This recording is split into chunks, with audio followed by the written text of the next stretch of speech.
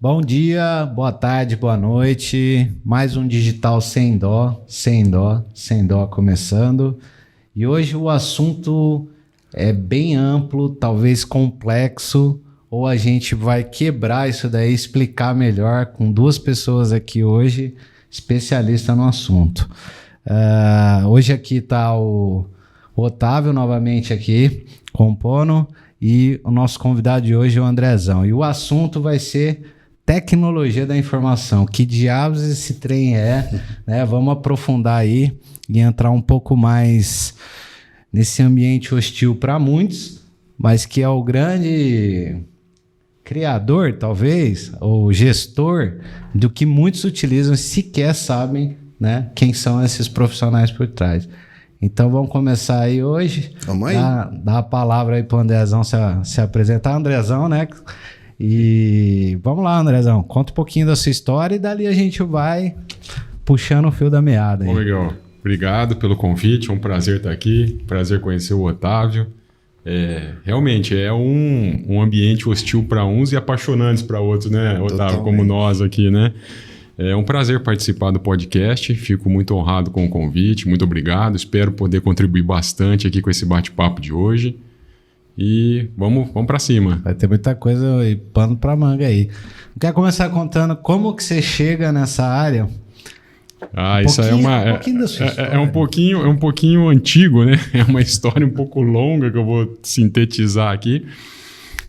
Aos 9 anos, eu ganhei um computador dos meus pais, né? Um MSX da Gradiente. Tenho até hoje ele guardado na casa dos meus pais e funcionando. E ali eu me apaixonei pela tecnologia, né? E profissionalmente eu trabalho com tecnologia desde 1997, há 26 anos.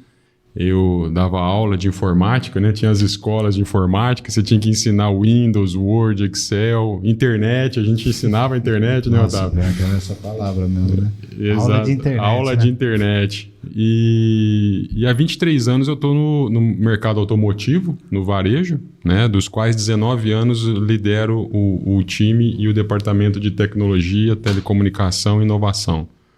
Então, bacana. Um pouquinho aí bem resumido da história, né?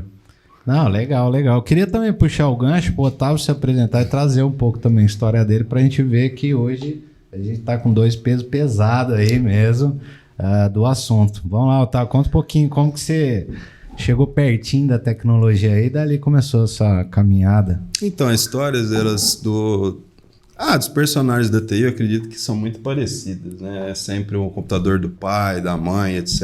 Ou utilizando um computador na faculdade pela primeira vez, etc. Né? E eu não seria diferente, né? Eu comecei a minha vida com a tecnologia da informação, tendo um computador, um K62500, ali por volta de 92, 93. E brincando de internet, né?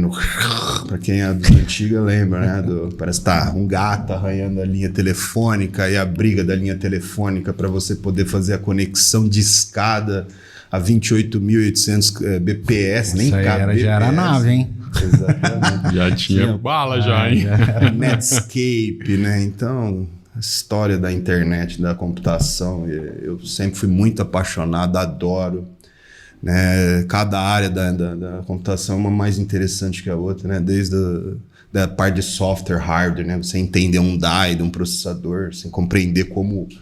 É como se fosse uma obra de arte, você vê um DAI, um microprocessador, né? Um trem que tem tanta tecnologia, tanto conhecimento humano e quanto, né, a capacidade, né? Quanto mais você entende a tecnologia, mais você entende a capacidade das máquinas e quão pequeno a gente é. É uma coisa maravilhosa por um lado. Enfim, eu sou suspeito para falar porque eu amo, né, essa área. Não só profissionalmente, mas também profissionalmente. Formado em Ciência da Computação pela Universidade de São Paulo. Muitos anos trabalhando, não diretamente na minha área, que minha área é informática biomédica, que é uma mistura que se iniciou, né, lá em 2003, que era a mistura da computação com a biologia humana, né? Altamente interessante também, genética, né? O genoma humano, eu entrei na faculdade na época que estava, né? O genoma humano acabou de ser mapeado, aí eu fui entender como foi feito, você compreender os processos, enfim. Também fica um trem muito sacal. E hoje trabalho profissionalmente com a computação, não nessa área, mas na área de marketing, publicidade e propaganda, que é altamente interessante também, né? Você trabalhar com todas as redes, né? De divulgação, de informação, mensuração.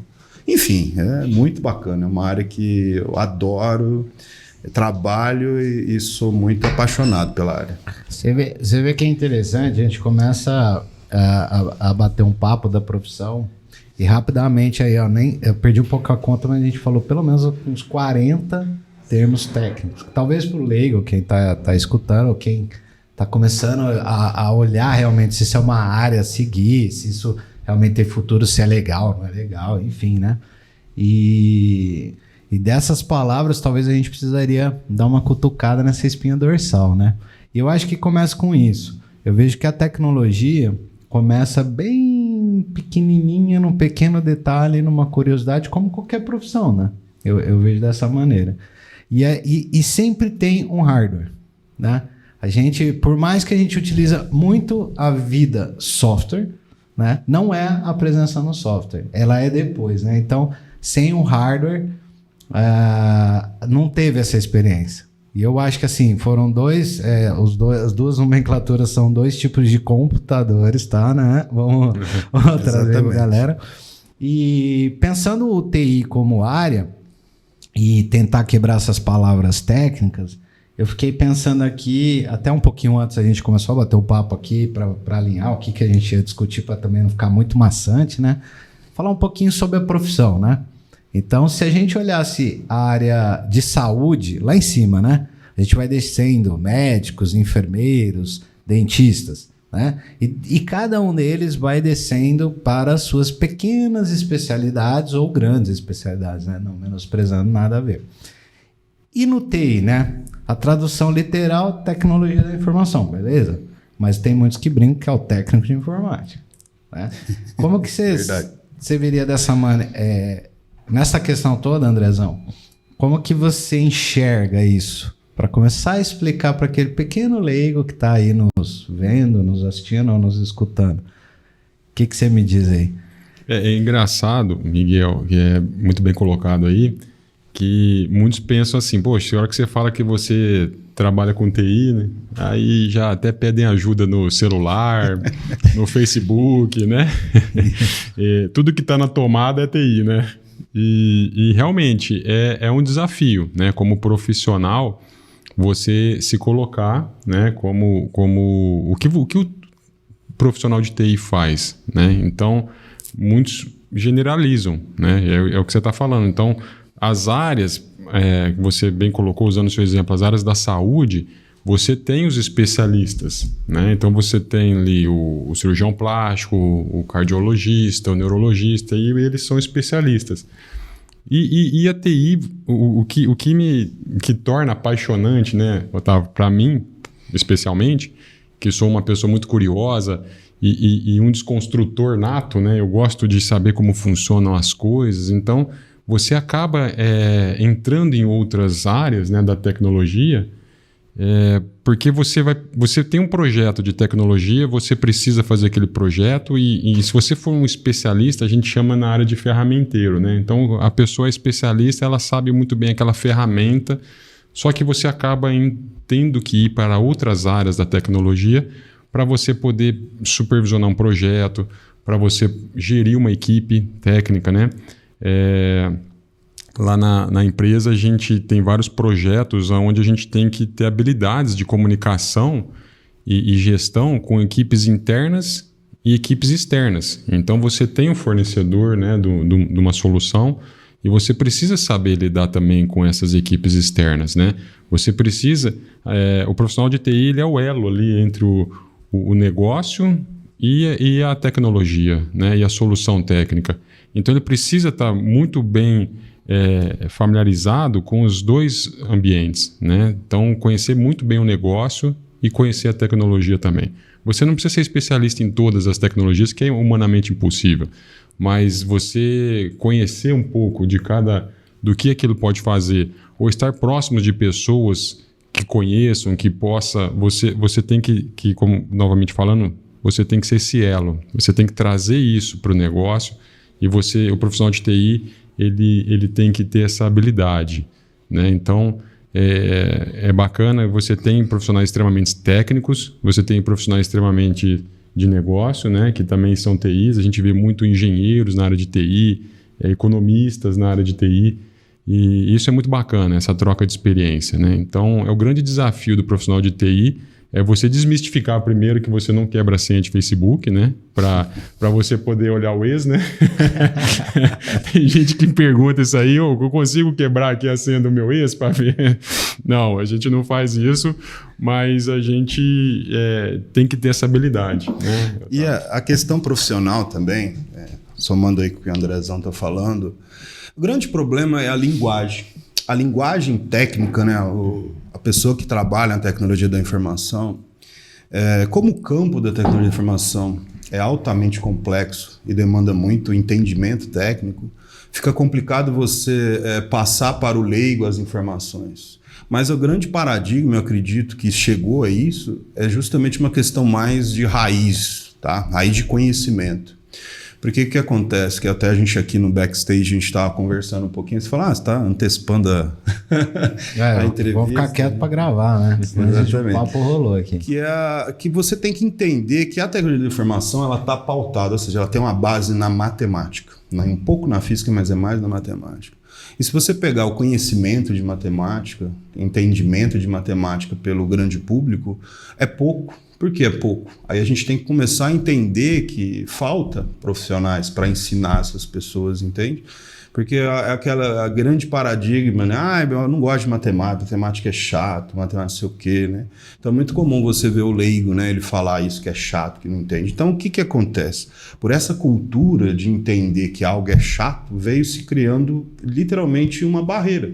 Então o profissional de TI, ele tem muita dificuldade de dialogar com as pessoas, justamente porque as pessoas ela têm uma ojeriza de entendimentos técnicos, entende? E para mim é uma questão educacional. Na educação base, falta o entendimento de formação do profissional para poder passar a matemática de uma maneira que a pessoa entenda. Agradável, talvez. Exatamente. Né? Eu tenho uma filosofia que é o seguinte, não existe o que a pessoa não saiba aprender, existe forma de você ensinar. Então, o grande problema é esse. A pessoa que vai, né, é muito comum na escola, você está lá na escola... aula de matemática, uma galera assim não quer saber, né? Aí tem sempre aquele nerd como nós, nossa, legal pra caramba, né? A física, olha essa curva de Gauss, olha esse senoide. Aí você fala, nossa, cara, coisa idiota que você tá falando. É porque assim, quando você interessa pelo assunto técnico, você começa a se aprofundar e você vê que a matemática nada mais é que a descrição do que existe, da natureza. Então é altamente complexo, mas é altamente cativante, porque você começa a entender que tudo na vida é matemática, entende? Então, para chegar no profissional de TI, esse é o gap inicial que tem que se quebrar. Então, daqui para frente, né? Então, só que o que aconteceu? Infelizmente, a tecnologia engoliu a sociedade. Então, a sociedade não está preparada para entender a tecnologia, né? Então, de uma certa forma, o profissional de TI, ele tem um grande desafio que é literalmente... fazer a arte do convencimento. Eu acho que esses anos todos, eu acredito que o Andrezão vai concordar comigo, de você falar para aqueles que não entendem que aquilo é necessário para resolver o problema. Quebrar essa barreira é altamente difícil, né? Então, a mesma coisa que ele falou, né, do desafio da equipe, a gente acaba se unindo, né? A gente somos orcs, né? A gente vai nos buracos, ficamos ali escondidos, né, nas tavernas, vamos dizer assim, justamente por essa falta de comunicação. Mas puxando, por exemplo, a gente fala que a matemática, ou se a gente separar exatas, humanas, que é clássico, né? Biologia, como é que é? Biológicas, né? Já deu branco aqui. A gente puxa muito para essa questão educacional, mas eu tô achando interessante que você puxou o lado. Isso que é pesado lá na escola, lá atrás, né? Que o menino quer correr, jogar futebol, jogar um videogame e tal, não sei o quê, e ele quer deixar de lado. E é meio chato. Ao mesmo tempo, o Andrezão falou um pouco mais da linha de você ser mais plural. Vamos falar plural, né? Porque, de certa maneira, vamos lá. Se a gente voltar para as universidades, ou aprendizado, também a gente vai ter que entender que quando se fala em TI, muitos enxergam que é só o programador, né? Tem essa questão.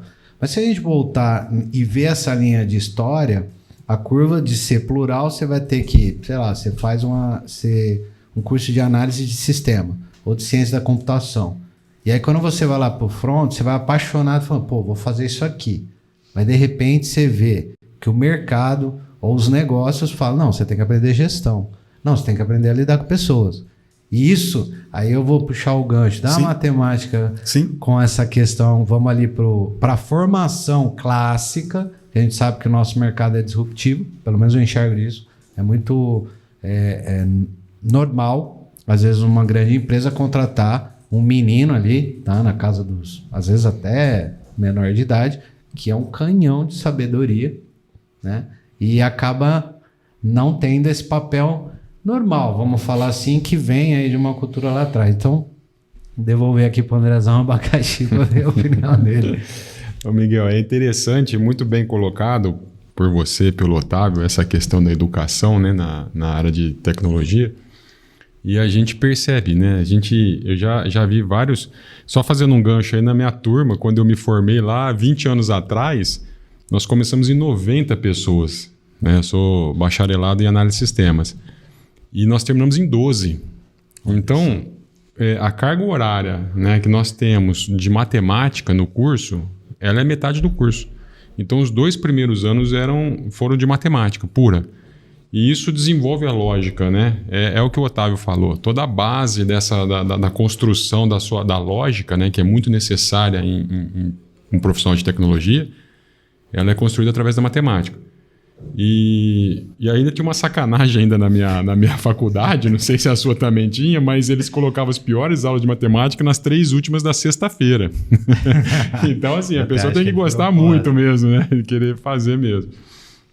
Mas, enfim, e a gente, na sua colocação, Miguel, a gente percebe que as grandes cabeças, vamos dizer assim, que se destacaram na TI, né, na tecnologia, aí a gente fala de Bill Gates, né, a gente fala de Steve Jobs, a gente fala de Zuckerberg, eles não são formados em faculdade nenhuma, entendeu? Então, assim... Falando nisso, só fazer um parênteses aqui, o Elon Musk vai entrar no cage com o Mark Zuckerberg, vocês estão sabendo? Aí, tá vendo? Quentíssimo, hein? Quentíssimo isso, hein? Então, assim, realmente é algo cultural, né? Nosso, né? Tem que formar, você é formado em quê? Qual a sua faculdade e tal. Mas na área de tecnologia, ela é tão ampla que as universidades não estão... Eu vou até entrar aqui numa seara bem polêmica, acho que não estão preparadas para formar o profissional de TI para o mercado mesmo, né? Então, você tem ali uma necessidade da licenciatura ou do bacharelado e você formaliza isso com o seu diploma universitário, mas... na TI, ela é tão plural, realmente, que hoje você tem pessoas brilhantes que são especialistas e às vezes se formam através da internet, né, buscando o próprio conhecimento, o autoconhecimento. Uma das características, né, do profissional de TI é justamente ser autodidata e uma pessoa persuasiva, como o Otávio falou, né? Você vender o projeto para o acionista, né, para quem tem o capital e não tem o conhecimento, poxa, e se ele analisar friamente os números, ele vai falar assim, não, é um absurdo, eu vou investir isso, né? Você está falando que eu vou investir isso para que meus dados não sejam sequestrados, né? Que aconteceu muito agora na pandemia, né? E a empresa lá, nós fizemos investimento altíssimo em cibersegurança. Então, assim, é uma coisa que você realmente precisa de ter essa habilidade, né? E a faculdade, a universidade não ensina isso, né? Isso, a tal da soft skills, né? Eu devia ter mais na grade, né? Exato. E não a parte só de hard skills, né? E o que ele está falando é perfeito. Tanto é que, por exemplo, nós nos conhecemos hoje, né, Andrezão? E a história se repete. Eu posso repetir o mesmo, bem parecido em relação à minha graduação, né? Infelizmente, a graduação aí é a minha sintetização do que eu acho que pode ser o seguinte. A academia, em geral, ela tem uma forma que é engessada porque é necessário. E eu concordo. Porque quando você vai criar ciência, você tem que ter metodologias e demora. Só que, infelizmente, a tecnologia não está muito preocupada para isso, né? Ela se muda muito rapidamente. Então, para mim, o grande problema é de paradigma. O paradigma da universidade, você, né, preparar o profissional certinho, em coisas sedimentadas, ou seja, conhecimentos sedimentados, entende? que é altamente importante também, a gente não pode esquecer isso, né? Que toda essa construção da humanidade, esses anos todos na universidade, não é à toa, eles viram, né? Viram que funciona isso. Mas aí que está o grande X da questão, a tecnologia ela não espera, não dá tempo. Hoje as coisas são tão rápidas que é muito comum você ter um profissional adolescente, não estamos exagerando, que se destaque, é contratado, ganhando milhões, né? Na área de tecnologia, justamente por esse grande gap. É um buraco, né? Da necessidade, que é isso que o Andrezão falou, quanto com a formação dos profissionais. Então, a verdade é que é o seguinte, para mim é uma crise educacional mundial, em todos os aspectos, tá? Todas as áreas, na verdade. Eu acho que está sendo quebrado muitos paradigmas justamente por isso.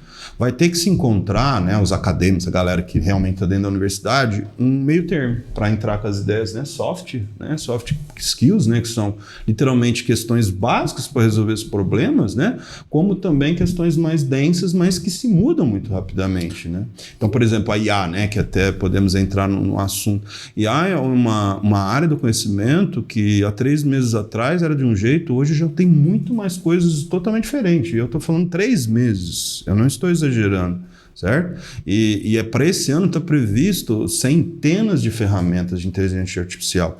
Então, daí pensa, como é que eu vou construir uma estrutura dentro da universidade para essa gama de inovações científicas de uma maneira rápida?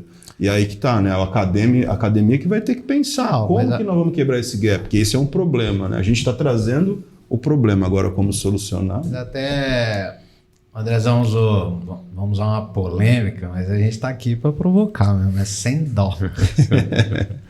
Vou fazer uma pergunta que talvez faça sentido ou não, né? Mas vamos lá. Se a gente está falando em educação, isso, que não tem velocidade e agilidade para acompanhar.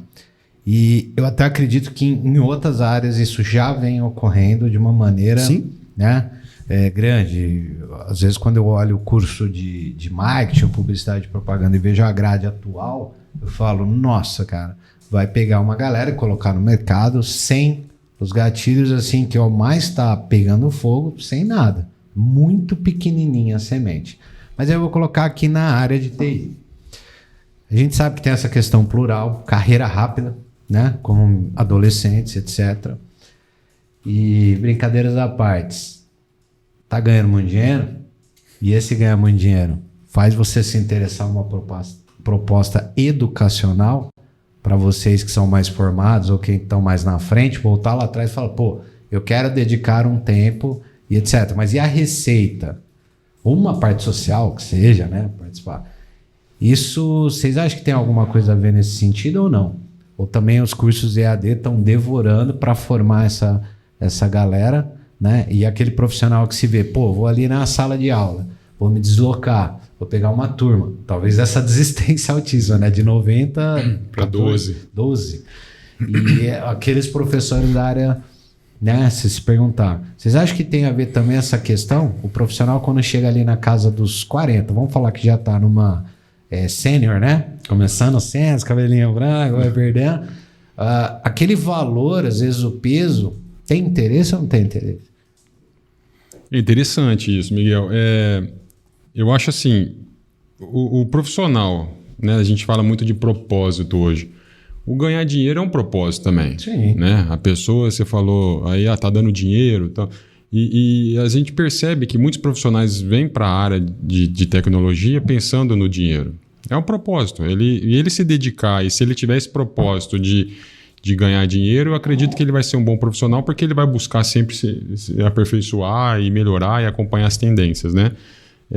No nosso caso aqui, eu e do Otávio, a gente entrou por paixão, né? Era lá pequenininho, né? Na época que os programas eram armazenados na fita cassete, eu comecei, não tinha nem o disquete ainda, né? Então, quando eu comecei. Então, assim, isso é apaixonante, né? É um bichinho que morde mesmo e fica. Mas existe... E o mercado se encarrega de retirar essas pessoas, os maus profissionais, né? Porque tem, como toda área, né? A gente vê. E a gente estava comentando aqui um pouco antes, né, no backstage, sobre a regulamentação da profissão, né? Então, assim, poxa, por que até hoje nós não temos um conselho regional de TI, né, um conselho federal? E lá atrás, quando eu me formei, eu tinha uma visão, uma cabeça protecionista, né? Falei, poxa, eu fiz faculdade, eu ralei 4 anos, tal, tinha que ter mesmo, porque você vê pessoas que não têm faculdade entrando, disputando comigo no mercado. Cara, mas que bom que não teve essa regulamentação. Né? Hoje eu tenho uma outra cabeça, né? Hoje que, como o Miguel falou, eu sou sênior, né? já passei aí dos 40 aí. Então, que bom que não teve essa regulamentação. Poderia engessar demais, né? E você, realmente, a responsabilidade do profissional de TI é enorme. Sim. Né? Como o do médico, né? Mas você ali está lidando com vidas. Se você olhar o profissional de TI, também as responsabilidades dele, pois pode envolver vidas também. Mas em proporções diferentes. Então, acho que a regulamentação, no caso da profissão, engessaria muito essa profissão, não deixaria o mercado tão atrativo, né, tão competitivo, e isso, a indústria ganha com isso, né, que vem novas soluções. O Otávio falou um pouco da inteligência artificial, mas eu não sei se todos sabem, a inteligência artificial esse ano de 2023 completa 80 anos, desde o primeiro experimento. Foi em 1943, né? Por que nós estamos falando tanto de inteligência artificial agora, né? Por causa do chat GPT, né? Então, assim, é um marco, mas a cronologia dos fatos da inteligência artificial, cara, e os destaques na medicina, por incrível que pareça, começa ali no início dos anos 80, 81, mais ou menos, 80. Então, assim... 40 anos, nós estamos falando de 80 anos de inteligência artificial e 40 na medicina, né? Então, assim, é recente, né? Então, o mercado, que sorte que tem essa abertura, né? Esses propósitos diferentes, seja por dinheiro ou seja por paixão mesmo, mas torna o mercado atrativo, e acho que isso que deixa a tecnologia, né, tão pulsante, tão presente no nosso cotidiano, né, Otávio? Como está hoje, né? Nós temos uma tecnologia tão presente hoje no nosso cotidiano. Né?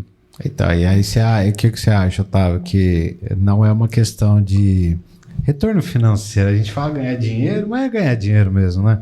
Você acha que essa questão tá alinhada, que o profissional vai embora, ou fica tão plural, ou até me veio uma coisa, viu, aqui na cabeça, né, com a sua fala.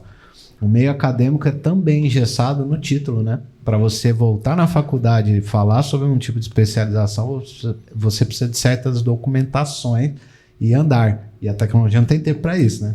Exato, a grande questão é essa. E eu acredito que, como eu falei da questão da área de TI, eu acredito que está acontecendo em todas as áreas. Por quê? A TI hoje está em todas as áreas.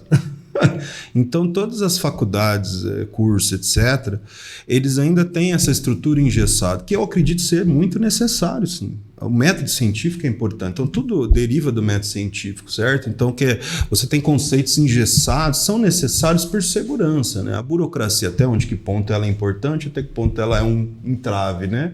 Para alguns, vai ser um entrave necessário. Cara, eu só quero, né? Que é o exemplo que o Andrezão deu.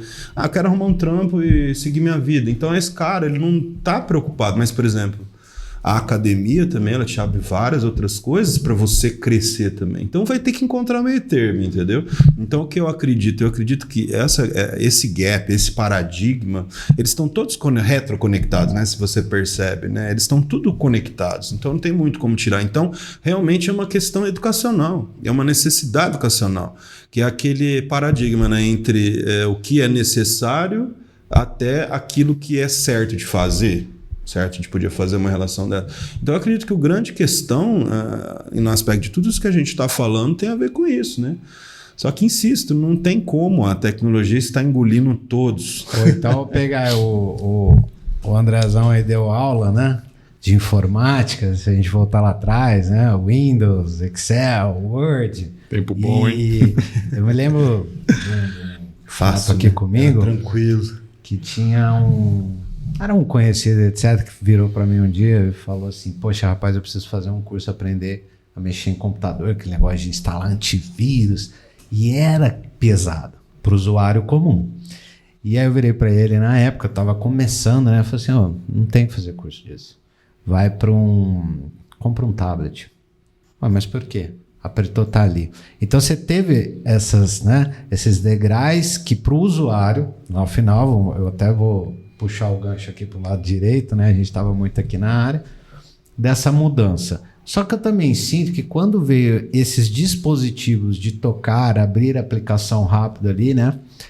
Eliminou aquele peso pesado. Quanto é que hoje escolas disso, deram uma bela desaparecida. Você tinha N marcas brigando por uma fatia ali, puxar para ensinar e querendo do básico, né? Ou talvez até dar a possibilidade de um primeiro contato com a tecnologia. E quando a gente fala tecnologia, vem o computador, né? Não adianta. O computador é o primeiro alvo. Ou até um videogame, né? Muitos aqui vão falar que o videogame foi o primeiro.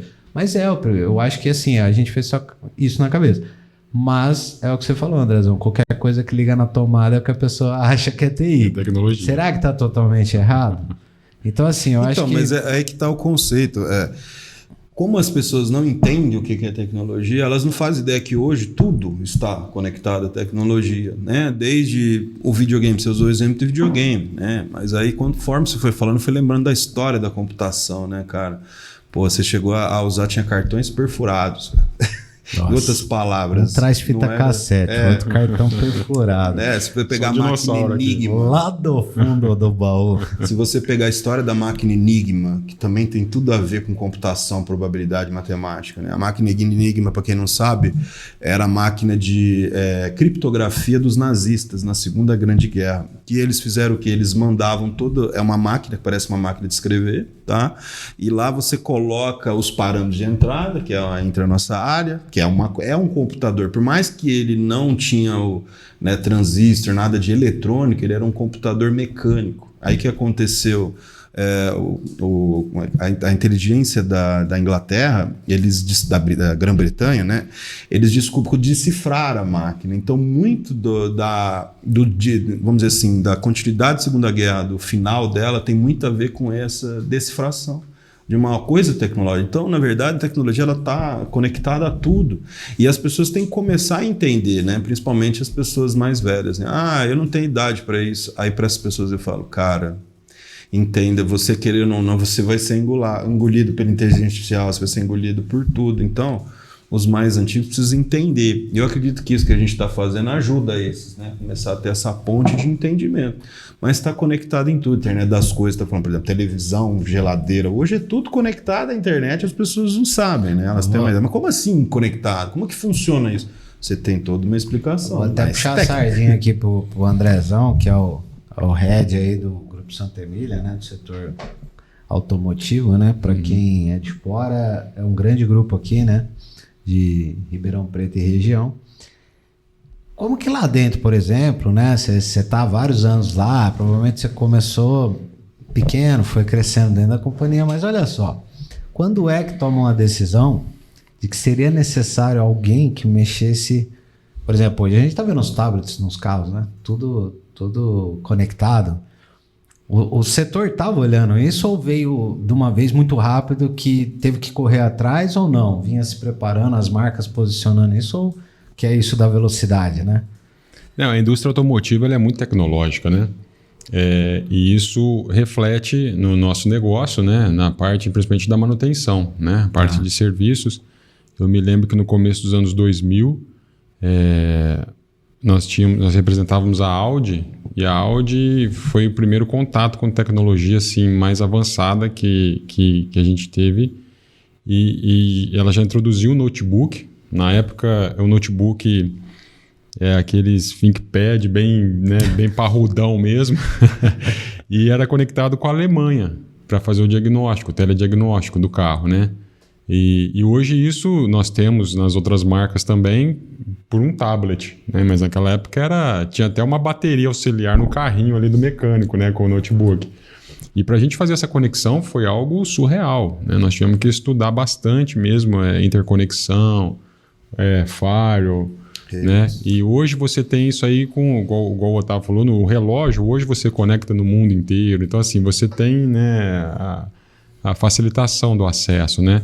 Mas a indústria automobilística ela é muito. Hoje um carro tem milhares de chips e sensores, né? É isso que eu estou falando, né? Porque você começa ali o diagnóstico do motor para ver o que estava acontecendo, de toda a estrutura. E do nada, o painel totalmente ali sendo necessário um outro profissional. Aí eu fiquei aqui pensando como foi a história sua, né? De tipo assim, ó, corre, chama o Andrezão, que não é mais na área. Aí você vai falar assim, como que o TI chega lá no setor de mecânica. Assim como eu estava falando, é tudo está realmente alinhado à tecnologia, né? Realmente. Hoje faz parte do cotidiano, né? A concessionária hoje ela é totalmente tecnológica, né? Até existem alguns artigos falando, e principalmente na pandemia isso se tornou muito evidente, né? Com a transformação digital, né? Que foi acelerada na pandemia. Mas no Grupo Santa Emília nós já vimos fazendo a transformação digital e a digitalização dos processos bem antes da pandemia. Então isso facilitou bastante, né? A gente atravessar o pior período que foi de fechamento. Ficamos 4 meses com as lojas fechadas e a gente conseguiu manter o nível de vendas de veículos, né? De passagens na oficina. E graças à tecnologia, que foi o grande suporte, né, a isso. Lógico, a resiliência das pessoas também, né, naquele momento, né, a colaboração. Mas a tecnologia, então, em especial, falando da Santa Emília, ela é uma empresa que ela é pioneira na adoção de tecnologia. Então, muitas coisas foram impulsionadas justamente pelas montadoras, né, nas quais a gente representa, mas o DNA da Santa Emília ela é um DNA inovador, ela é um DNA tecnológico, né? E só falando para quem aí, como o Miguel falou, né, quem não é de Ribeirão, que não conhece o Grupo Santa Emília, o Grupo Santa Emília completa esse ano 120 anos de existência. Então, assim, está entrando a 5ª geração da família na direção da empresa. Então, uma empresa, a gente acredita que ainda mais no Brasil, para perdurar 120 anos, ela tem muitas características. Né? E a adoção de tecnologia, o pioneirismo é um dos pontos fortes. Assim como eu falei, né? A tecnologia a gente olha computador. Mas como você trouxe o relato, inclusive já vamos puxar essa conversa, que eu acho que agora é o que está, né? Aí, inteligência artificial. E eu vejo que quando pega isso do computador, se a gente chegar e falar que um motor a vapor é tecnologia quando passa pelo período dele, é tecnologia, né? Então por isso que essa palavra tá lá em cima e aí você vem descendo. Eu tô nessa parte de inteligência artificial, para mim, fica uma pergunta no ar. A gente sabe que existe divisões, né? Aqueles contra e aqueles a favor. E quero ver um pouco a opinião de cada um, né? Se a criatura voltará contra o Criador ou o Criador se arrependerá da criatura feita, né? Qual que seria a opinião dele? E vamos entrar um pouco mais a fundo nisso, assim como o Andrezão já trouxe uma parte histórica aí na conversa, né? Trouxe o ChatGPT e eu também utilizo muito. Gente, agora é tudo um plugin, agora virou inteligência artificial. Né? Antes a gente usava algoritmo, será que é só uma palavra? E o Otávio também trouxe outros relatos aqui. Vamos agora extrair o pensamento de vocês, como que vocês estão lidando com isso. É bem legal isso, Miguel.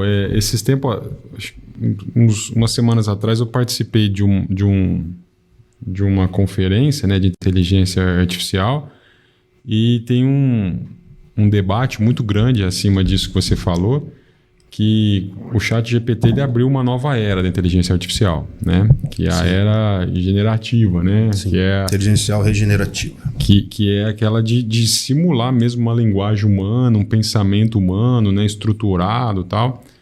E ali tem dois fatores muito interessantes que hoje as pessoas estão usando o ChatGPT, a tecnologia da inteligência do ChatGPT, para criar músicas, criar planos de negócios. E aí foi colocada essa questão também. Poxa, então tá bom, se eu crio uma música pelo ChatGPT, essa música explode, faz sucesso, a pessoa que foi lá gravou... É plágio? Então, isso é plágio, né? Os criadores do ChatGPT vão poder exigir participação nos lucros, né? Uhum. A gente tem muito a visão de inteligência artificial do robô malvado, né? Que lutando contra a humanidade e não é isso, né? A inteligência, ela a gente não quer ser muito técnico, né, Otávio? Mas é você ensinar a máquina a fazer tarefas repetitivas, né? Então, assim, por isso que eu falei que a inteligência artificial tem 80 anos já, que ele vem nessa tocada, e você tem alguns pontos interessantes ao longo dessa cronologia que eu destaco, por exemplo, o principal deles, assim, na minha opinião, não sei se o Otávio concorda, mas em 1997... a IBM desenvolveu o Deep Blue. Deep Blue, lembro. Que ele ganhou 6 partidas de xadrez do Garry Kasparov, que era o maior xadrista. Né? Ali era mais algoritmo, que é o que você falou. Para outras palavras. Eles simplesmente imputaram ali todas as possibilidades de jogadas do xadrez e conseguiu ganhar do maior xadrista, né? Então, assim, conseguiu superar todo esse feeling humano, né? de se adaptar, né? Então, ali foi, para mim, um grande marco. Depois, 2014, tem até um filme do Netflix, o AlphaGo. 2014, o DeepMind, depois foi adquirido pelo Google, fez a mesma coisa com o Go, que é um jogo extremamente complexo, né? Chinês ali, oriental ali, e ganhou também do campeão mundial de Go. Então, são fatos muito interessantes, né? Essa é uma questão assim, que agora com o ChatGPT, o Otávio falou um pouco aí de parâmetros, né? Tudo a gente parametriza, então a inteligência é você ensinar tarefas repetitivas, né? Você mostrar para o computador as obviedades, né? E um fato interessante é que o ChatGPT ele tem 175 bilhões de parâmetros. Então, assim, é quase que infinito, né? Se a gente for ver. Então, a questão agora também provoca a humanidade que queira usar o ChatGPT, que está tornando isso muito acessível, né? O ChatGPT hoje, que você falou, por aplicativos, tablets, hoje está muito acessível esse tipo de inteligência, né? A tal da inteligência artificial. Mas eu vejo com bons olhos porque está provocando na gente não só buscar a internet para ter respostas, mas como a gente formular as perguntas. Eu acho que a gente começa a pensar melhor. Então, ontem eu estava lendo, inclusive, uma matéria sobre como formular perguntas no ChatGPT e o cara dá 15 dicas. Cara, é você falar se você quer uma resposta formal, se você quer uma resposta mais descontraída, você passar parâmetros na sua pergunta. Então, isso eu vejo com bons olhos também, né? No mundo muito tecnológico que a gente vai meio sem pensar, né? Tudo você, joga no Google, joga no Wikipedia, joga... Então, você tem as informações muito rápidas, muito instantâneas. O ChatGPT, ele traz uma nova era da inteligência, né? Que é a generativa, né? Que é isso que a gente conversou agora, de transformar aquelas respostas muito humanas, né? Muito próximo do humano, mas também quem queira fazer o uso correto é saber formular. Então, a pessoa ela tem que pesquisar um pouco mais para fazer uma pergunta, para ter uma resposta, né? Para ter um resultado mais assertivo.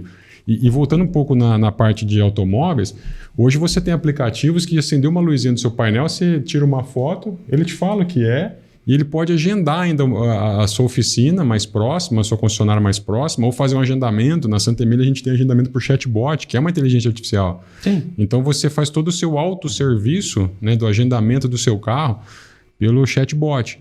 Então você tem assistentes virtuais como a Siri, né, da Apple, como a Alexa, né, da Amazon, que consegue interagir com você, né, consegue ir gravando os seus estilos de comportamentos, né, e formatar as informações conforme o seu estilo.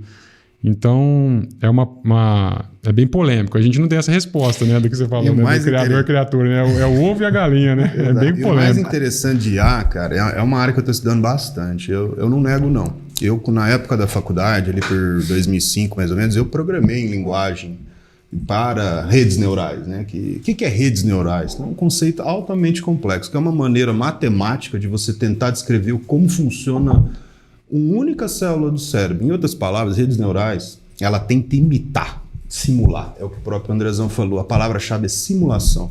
Ela tenta simular o comportamento e funcionamento de um cérebro humano. E como é que funciona o cérebro humano? Há entendimentos de que as conexões sinápticas, elas que literalmente fazem, guardam memórias, elas que fazem correlações cognitivas, etc. Mas não se sabem como. Só sabe que tem essa dinâmica de funcionamento. Então, o que é inteligência? É algo altamente complexo, que a gente vai falar de antropologia, a gente vai falar de filosofia, a gente vai falar de religião, né? Altamente complexo de você pensar do que é a inteligência. Só que a parte mecânica da inteligência, hoje em dia, você já consegue ver que existe essa questão de rede neural, que é literalmente o quê? Em outras palavras, é como se fosse um grande árvore de condições. Dada uma condição, toma uma atitude, se não tomar outra, etc. e tal. Então, imagina uma grande árvore, né? Que você parte de um princípio, aí você quer chegar no final. Então, você tem várias condições para chegar lá. A rede neural é algo do gênero, bem grossamente falando, porque é muito complexo, tá? Mas assim, para entender como funciona a tokenização. Essa é a palavra-chave de inteligência artificial regenerativa. O que é isso? É algo muito complexo, mas eu vou tentar simplificar da maneira mais simples possível. Vocês já viram o celular que vocês estão digitando ali, tá? Aí ele vai aparecendo 3, 4 palavrinhas, aí você vai clicando? Você já tentou fazer a simulação de ir clicando?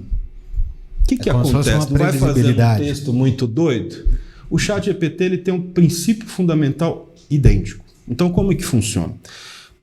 Os parâmetros, no caso inteligência artificial, ele não é o parâmetro como a gente entende na TI, que é a entrada de dados, não. O parâmetro inteligência artificial regenerativa ele significa o quê? Literalmente, notas que dão para um conjunto de palavras, mas não necessariamente palavras. Porque para a máquina entender, é muito difícil, porque assim, ela trabalha com probabilidades. Ela não está pensando. Então, quando você está questionando ali para o ChatGPT, ele não está pensando, peraí, deixa eu ver o que o Otávio falou, de uma maneira cognitiva que a gente compreende. Ele está literalmente fazendo o quê? Ele pega a primeira palavra, aí ele tem uma tabela com 130 trilhões de tokens, de parâmetros, que é o quê? É isso, essas palavras que dão uma nota a ela. Um conjunto de palavras, uma única palavra, pedaços de palavra, ele vai dando notas. Em outras palavras, você digitou Otávio vai à escola, Otávio vai à farmácia.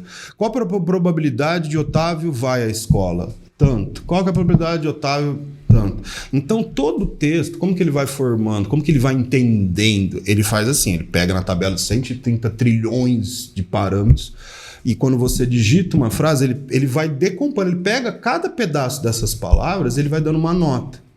Só que o que é interessante, ele usa uma janela de contexto. Olha que tão difícil você entender. O que é janela de contexto? Você escrever uma frase, ele vai decompor aquele pedaço, vai fazer a comparação com a tabela de probabilidade.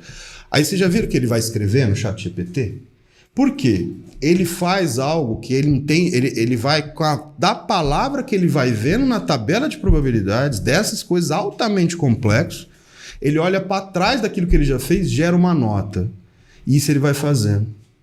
E ele vai construindo. Aí você fala, mas como que ele entende? Não, ele não entende. Ele literalmente tem um grande banco de dados com várias possibilidades. E como que ele vai saber, vai acertando? Porque tem um ser humano por trás que ele vai alterando como que funciona isso daí, baseado em tentativa e erro. Então, a inteligência artificial nada mais é do que, de uma maneira para o leigo entender, como se fosse até vira piada, né? Quando vai chover amanhã ou não vai? O que acontece? Você tem uma simulação desses parâmetros que já entende, né? De ideias que já são entendidas, entendeu? E baseado naquela ideia, você tenta simular uma possibilidade. Então, a inteligência regenerativa ela é muito parecida com isso. Então, ela não está pensando, ela literalmente pega o que você escreveu, ela compara com trilhões de textos preenchidos por outras pessoas, e literalmente ele vai montando parâmetros parecidos. Aí você, cara, mas ele parece que ele está falando comigo. Parece, mas ele não está entendendo. Ele está literalmente fazendo o quê? Uma correlação entre coisas parecidas, mas ele não entende. Tá vendo? É altamente complexo. E usa muita probabilidade, usa muito a álgebra linear. Quer dizer, a gente está falando de matemática, estatística. A gente está falando de... Para quem não sabe o que é álgebra linear, é uma das áreas da matemática mais complexa, né? E ela que, por exemplo, todo processamento de imagens que você vai fazer, você precisa fazer inteligencial, né? Você vai, por exemplo, você vê a imagem lá que faz, nossa, que legal, né? Hoje tem IA regenerativa para imagens, né? Como é que ele faz? Ele usa matrizes. Aí vai entender operações de matriz, enfim. A gente poderia ficar falando aqui bem complexo, mas... Eu achei engraçado, eu tava assim, pro leigo entender. Ele só fez assim... Eu lembro da minha saudosa avó, quando olhava pro céu, falou, hoje vai chover, filho. Eu falei, não vai, olha o sol aí. Não, mas tá vendo que lá tá meio marrom, não sei o quê. É mais ou menos isso, né? Eles tinham as percepções, né? E é o que o Otávio tá falando, é isso, né? É você imputar parâmetros dentro do sistema que ele passa a ter essas percepções. Opa, se isso ocorrer mais isso, então provavelmente vai dar isso. E eu queria trazer um ponto legal que vai amarrar com o começo da nossa conversa, que a gente estava falando da profissão, etc. Falei do criador e da criatura, tá? Mas eu acredito que tem duas coisas a serem avaliadas nisso, né? Tá se falando muito de regulamentar, para não ter não é a liberdade de trabalhar e evoluir com isso, mas assim, existem pensamentos até em esfera militares, etc., que tem que ser levado em consideração. Como você trouxe Armagedon, medo. Mas eu acho que algo que talvez sensível e que está muito quente é uma preocupação em relação à sociedade. E talvez a sociedade como ela é vista hoje. A gente começa falando de tecnologia da informação, olha só, a gente praticamente o programa inteiro falando assim, nossa, é muito rápido, é muito ágil, a parte acadêmica não vem, é importante a parte científica.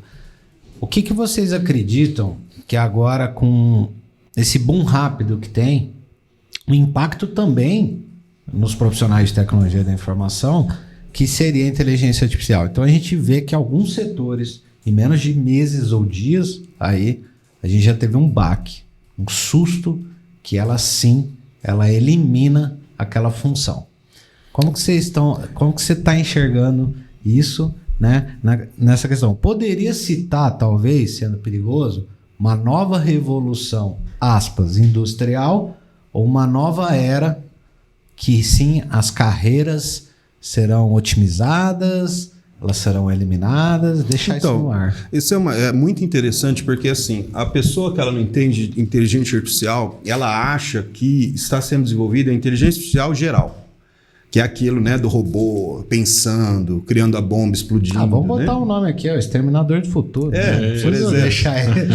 O cara, tomou a frente e morreu. Mas vai entrar metralhando. Que é o grande paradigma. Que é a inteligência artificial geral, que é o quê? É essa que entende mesmo. A gente está muito longe tecnologicamente disso. Então, em outras palavras, a pessoa tem uma falsa ideia. Até eu não gosto de usar o termo inteligência artificial.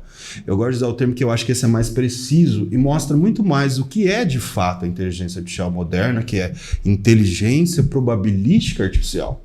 Porque aí a pessoa que é leiga, ela fala, pô, cara, isso é matemática.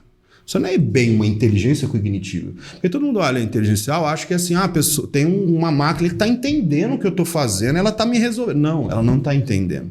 Tanto é que é muito comum, conforme, por exemplo, o ChatGPT, né?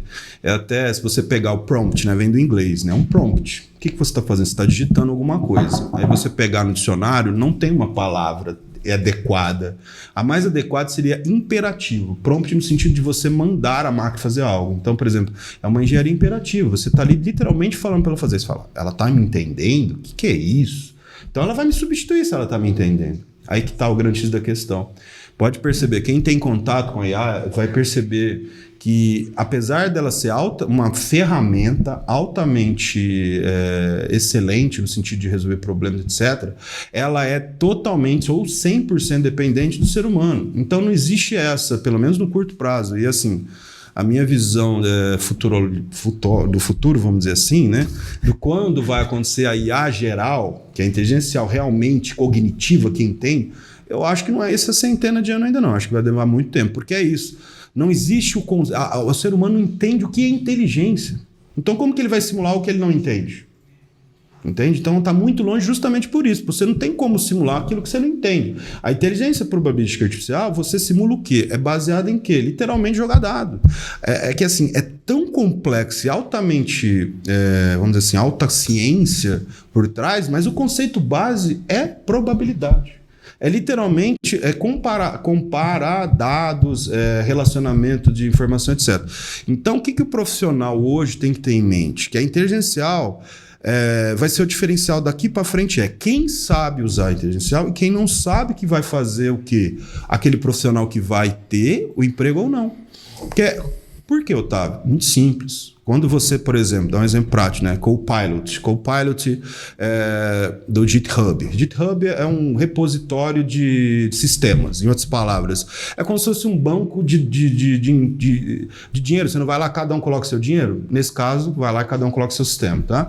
O GitHub, ele tem, junto com a Microsoft e a OpenAI, que a OpenAI é uma organização que, vamos dizer assim, a base científica por trás do ChatGPT. Tá? O ChatGPT vem do OpenAI, quem é do AI é ruim, AI, hein? AI é esquisito.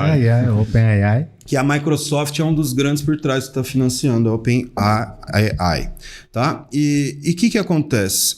O que vai fazer o diferenciar entre o profissional que vai conseguir ou não é isso. Exemplo, Copilot. quando você fizer um teste, tá? Copilot nada mais é do que uma IA que é preparada para auxiliar o programador. Ele entende códigos. Então, por exemplo, você está começando a programar ali, você cria um código, ele vai lá, ele tenta completar, ele chuta. E você no botão você faz, ele escreve. Em outras palavras, agiliza processos básicos, né? Por exemplo, quando você está lá fazendo uma função, uma programação, aí você tem elementos de repetição, que é o for, while, etc., condicional, etc. Quando você cria um texto, ele entende, ele já faz o código. Então isso facilita você não perder tempo em criar um monte de coisa. Então o GitHub fez um estudo que faz um mês que soltou isso. Você vê como é tão recente essas informações. De que pegaram um grupo de 50 pessoas usando o Copilot para desenvolver, assim, o mesmo problema, para fazer uma solução de uma aplicação. Quem usou Copilot, os 50 que usaram Copilot, levou em média 1 hora e 14 minutos para resolver um problema. Quem não usou Copilot, levou 2 horas e 50. Então você teve um ganho de 54% de velocidade para resolver um problema. Em outras palavras, o que esse estudo está demonstrando? Que a pessoa que utiliza ferramentas de inteligência artificial, que ela entende essas ferramentas e ela sabe como usar, ela vai ter um diferencial no mercado de trabalho no futuro, entendeu? No futuro não, agora.